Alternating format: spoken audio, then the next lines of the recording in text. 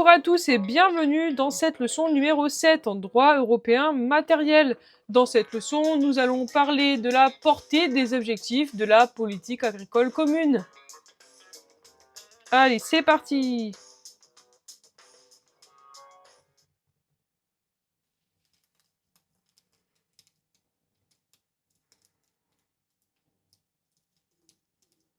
Pour comprendre la portée des objectifs de la PAC, j'ai décidé de m'inspirer d'un article de Yves Petit.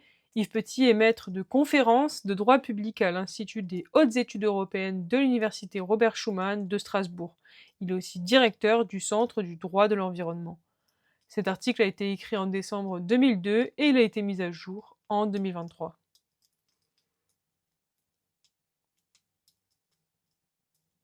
Quand les institutions communautaires légifèrent sur le fondement de l'article 37 du traité CE, l'ancien article 43, elles doivent impérativement respecter les objectifs définis à l'article 33. Le deuxième considérant du règlement portant organisation commune des marchés du secteur de la viande bovine, donc le règlement notamment du Conseil de 1999, eh bien, il exprime clairement cette obligation.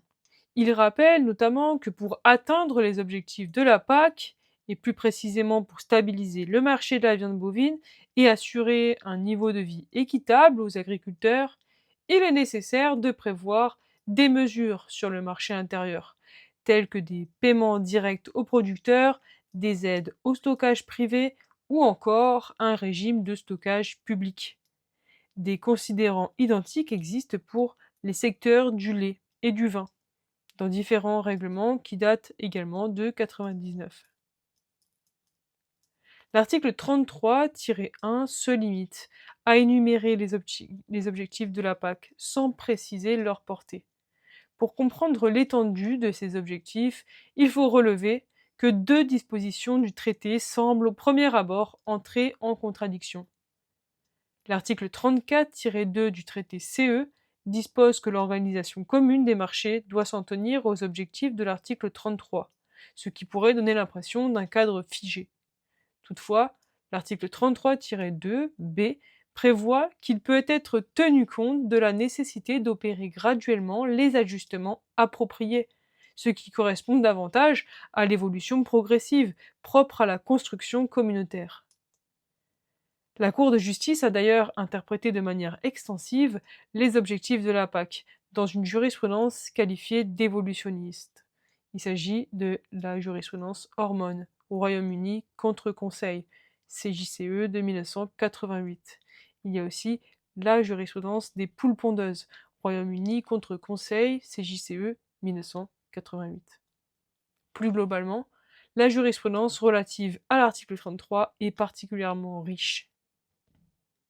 La Cour de justice a également affirmé que les objectifs de la PAC sont suffisamment larges et diversifiés pour offrir aux institutions communautaires une ample marge d'appréciation. Elles peuvent ainsi mettre en œuvre ces objectifs et les concilier entre eux. Ce pouvoir discrétionnaire correspond aux responsabilités politiques que les articles 34 et 37 du traité CE, les anciens articles 40 et 43, leur confient, tout en reconnaissant que les objectifs, destinés à protéger à la fois les agriculteurs et les consommateurs, ne peuvent pas toujours être atteints simultanément. La Cour a identifié un objectif prioritaire, la garantie d'un niveau de vie équitable aux agriculteurs, dans un arrêt Buss CJCE de 1968. Elle a parfois associé cette priorité à l'objectif de stabilité des marchés, dans l'arrêt Fracassetti de CJCE 1976, ainsi que l'arrêt Compagnie industrielle et agricole du comté de l'Oahu, CJCE 1977. Par ailleurs, dans le contentieux des montants compensatoires monétaires, la Cour a admis que les institutions peuvent accorder temporairement la prééminence à un objectif en raison des circonstances économiques particulières. La Cour a également souligné que les institutions doivent concilier les différents objectifs de l'article 39 sans en isoler un au point de compromettre la réalisation des autres. Ces objectifs pouvant être contradictoires lorsqu'ils sont considérés séparément, une conciliation permanente est nécessaire. Et ça, c'est un arrêt Allemagne contre Conseil, CJCE 1994. La Cour a aussi rappelé que le législateur communautaire doit veiller à la réalisation des objectifs généraux de l'article 2 du traité CEE dans le domaine agricole. L'article 39, rédigé à une époque où les préoccupations environnementales étaient quasi inexistantes, repose exclusivement sur une logique économique, sociale et productiviste. Pourtant, seul un développement rationnel de la production agricole permet d'intégrer les enjeux environnementaux. Grâce à une interprétation téléologique, la Cour a reconnu que la poursuite des objectifs de la PAC ne peut s'affranchir de considérations d'intérêt général, comme la protection des consommateurs, de la santé ou de la vie humaine et animale. Et ça, c'est bien les affaires hormones et poules pondeuses, CJCE de 1988. À la suite de la crise de l'ESB, dans le cadre du contentieux portant sur l'embargo appliqué à certains produits bovins britanniques, la jurisprudence hormone a été confirmée. Les juridictions communautaires ont rappelé que les institutions doivent garantir une protection suffisante de la santé publique dans l'application du principe de libre circulation des marchandises. Et là, il s'agit d'un arrêt Royaume-Uni contre Commission, CJCE 1996. Elles ont également précisé que la protection de la santé contribue à la réalisation des objectifs de la PAC, notamment lorsque la commercialisation des produits agricoles dépend de la confiance des consommateurs. Et là, c'est toujours le même arrêt. Dans la même logique, la réduction des excédents agricoles n'a pas été considérée comme étrangère aux objectifs de la PAC. Et là, il s'agit de l'arrêt FEDESA de CJCE 1990.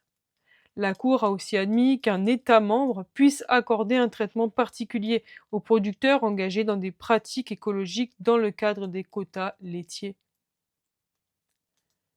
Si le traité de Rome ne prévoyait aucune disposition environnementale, l'acte unique européen, le traité de Maastricht et le traité d'Amsterdam ont profondément renouvelé le lien entre agriculture et environnement.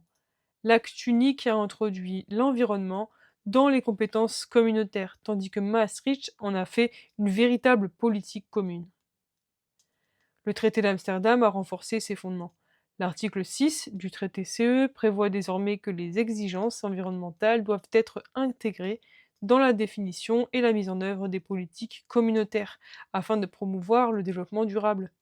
Le traité contient également un protocole sur la protection et le bien-être des animaux, protocole numéro 10, imposant la prise en compte de ces exigences dans l'élaboration des politiques agricoles, de transport, du marché intérieur ou de recherche, tout en respectant les usages et traditions régionales.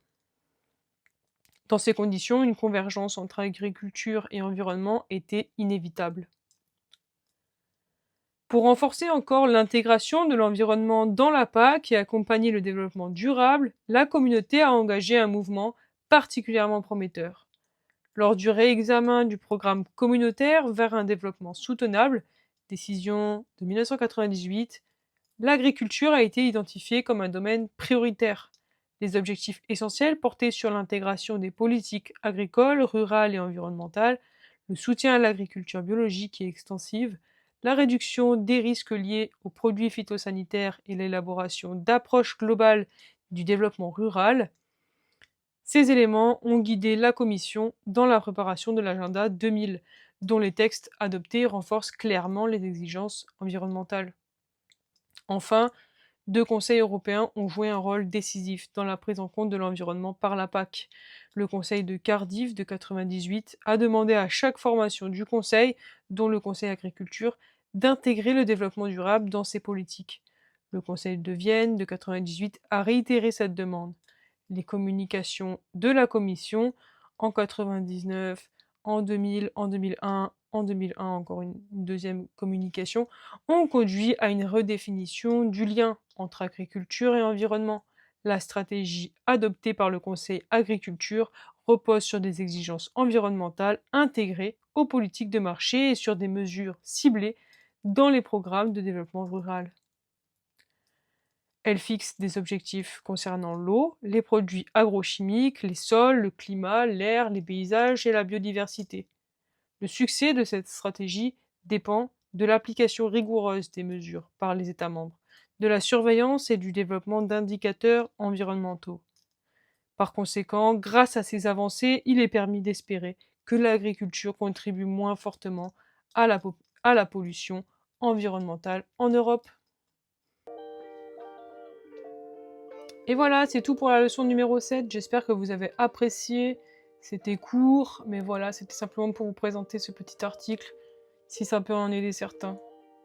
Allez, à bientôt!